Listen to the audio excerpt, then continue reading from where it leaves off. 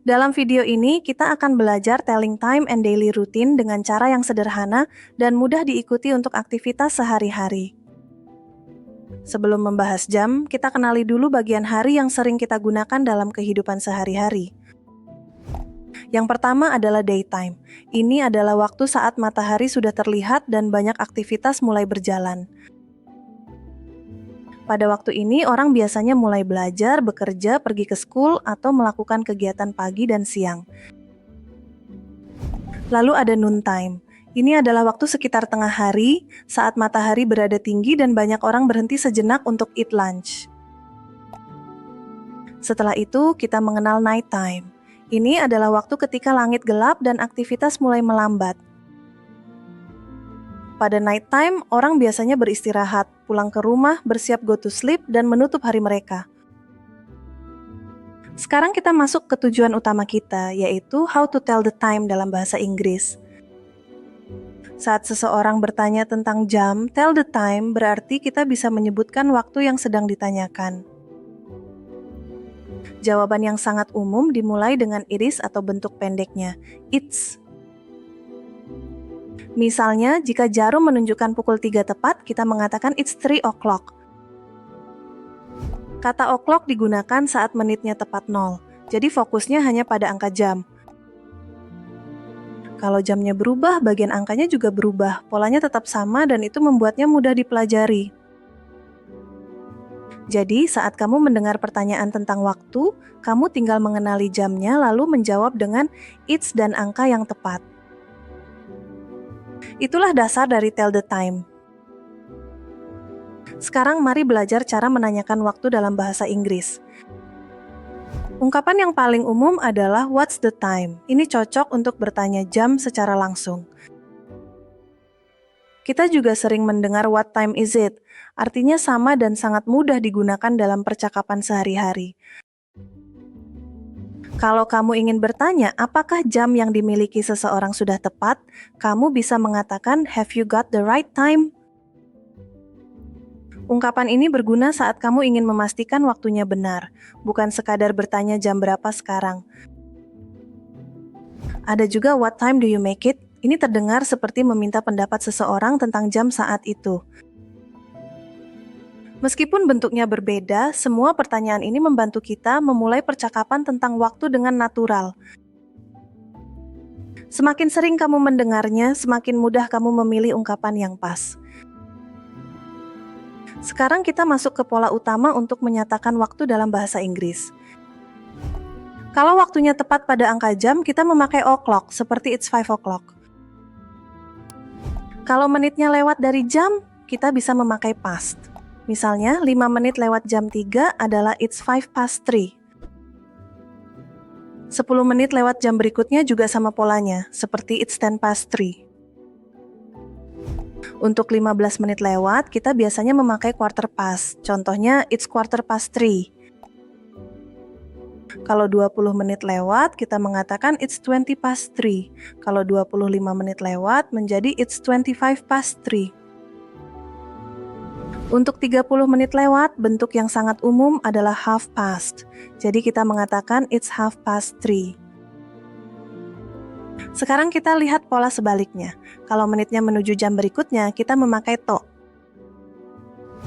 Misalnya 5 menit sebelum jam 4 adalah it's 5 to 4 dan 10 menit sebelum jam 4 adalah it's 10 to 4. Untuk 15 menit sebelum jam berikutnya, kita mengatakan it's quarter to 4. Kalau 20 atau 25 menit sebelum jam berikutnya, polanya tetap sama, seperti it's 20 to 4 dan it's 25 to 4.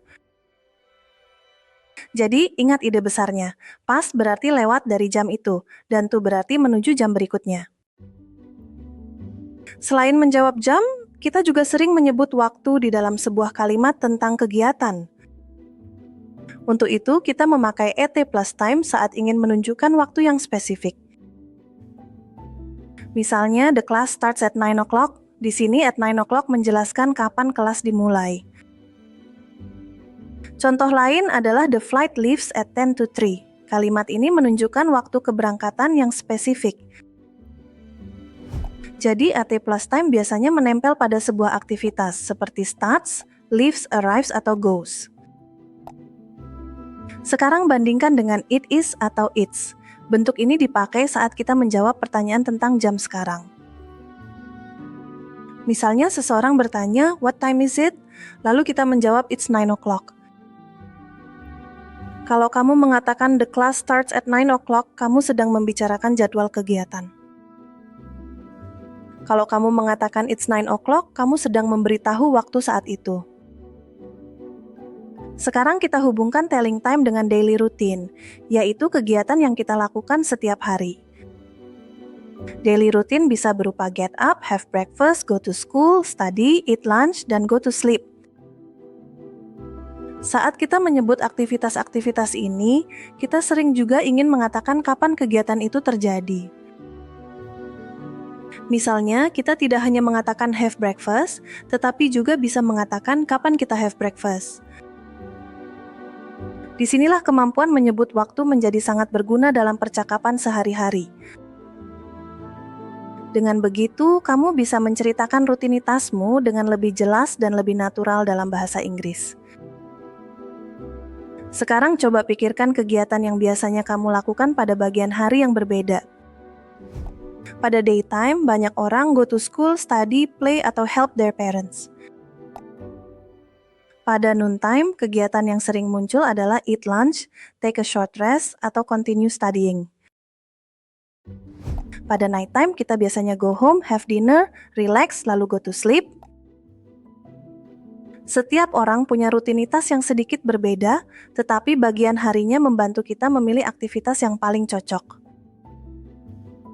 Kalau kamu bisa menghubungkan waktu dan aktivitas, kamu akan lebih mudah menceritakan harimu dalam bahasa Inggris. Sekarang mari berlatih dengan beberapa pertanyaan sederhana tentang rutinitas harian. Pertanyaan pertama adalah, what do you do in the morning? Kamu bisa menjawab dengan kalimat singkat seperti I get up, I pray, atau I have breakfast. Lalu ada what do you do in the afternoon?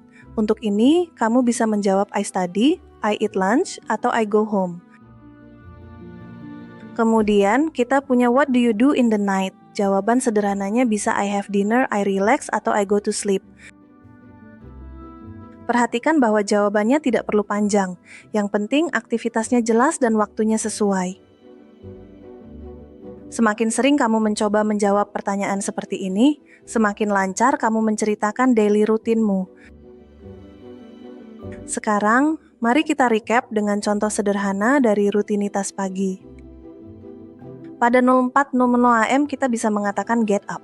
Pada 05.00 AM kita bisa mengatakan pray subuh. Lalu pada 06.00 AM kita bisa mengatakan have breakfast. Sekarang coba pikirkan rutinitasmu sendiri. Aktivitas apa yang kamu lakukan pada jam-jam itu atau pada jam lain dalam harimu? Kamu bisa berlatih dengan kalimat seperti I get up at 4 o'clock, I pray subuh at 5 o'clock, atau I have breakfast at 6 o'clock. Dengan latihan seperti ini, kamu akan semakin terbiasa mengatakan waktu dan menceritakan daily routine dalam bahasa Inggris. Terus latihan dengan kegiatan harianmu sendiri dan kemampuanmu akan tumbuh sedikit demi sedikit setiap hari.